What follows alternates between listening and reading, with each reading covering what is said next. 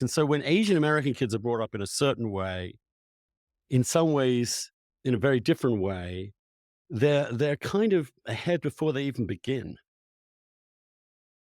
Well, yeah, that's true. I want to say on my own account here that I have not in my life always been an exemplar of the principles of responsible parenthood. I had a son out of wedlock when I was quite young, whom I did not acknowledge and develop a relationship until he was a young adult.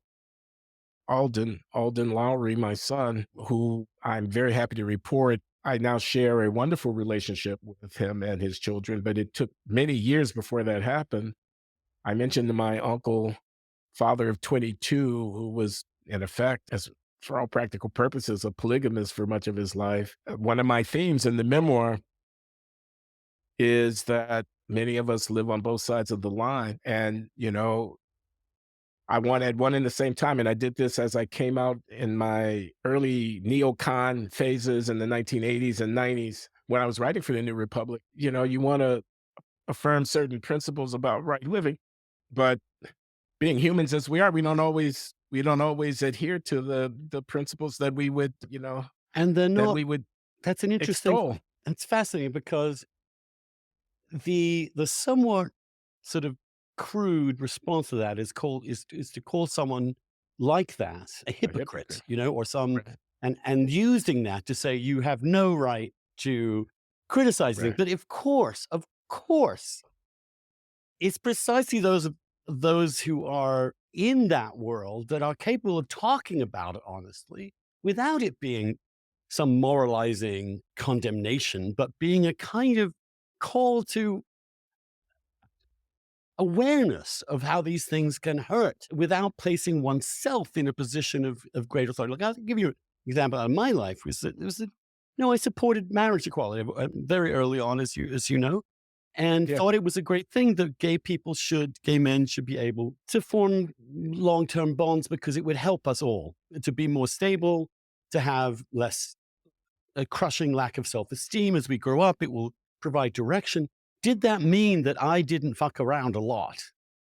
No, it didn't. I mean, I wasn't married, but I was a single gay man, and I had plenty of sex, and to such an extent in a period of AIDS, in a period of HIV, which got me HIV positive, even though I honestly didn't behave so crazy. There wasn't a moment where I thought, "Oh Jesus, I'm going to get AIDS if I do this," but I didn't. But nonetheless, I got it. To turn around and say, "You are a fucking hypocrite. You can't even talk about the goal of marriage equality because you fucked around," is a very useful tool that people use. But of course, it doesn't Hypocrisy, hypocrisy, which is not the hypocrisy, is tribute, actually, advice pays to virtue. That's the way I remember it. of Hypocrisy is the course. tribute is the virtue.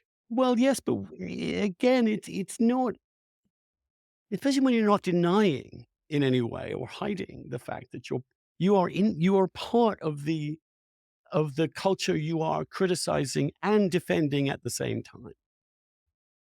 I said to my friend Richard John Newhouse, Father Richard Newhouse, whom I knew well, the late great theologian. He was taking me to task after one of my extramarital peccadillos became public, and I was embarrassed by it. And I said to him, Richard, don't you know that what I was preaching as a public intellectual about right living for the Black community was true, regardless of whether or not my personal living practices conform with it? To which and I said, after all, even Martin Luther King Jr. himself was not immune to some of these temptations, and yet we're not going to take a statue down, are we? To which he said, well, okay, I see what you mean, but you're going to tell other people how to live. You're going to be a moral leader, and you're going to tell other people how to live. Well, if you do that, you have a responsibility to live a dignified and righteous life yourself. Otherwise, not he's not calling me a hypocrite. He's saying I make a mockery of the very idea of moral leadership if I don't try to hew to those same standards. So he says, you're either a moral leader or you're not. Now you decide.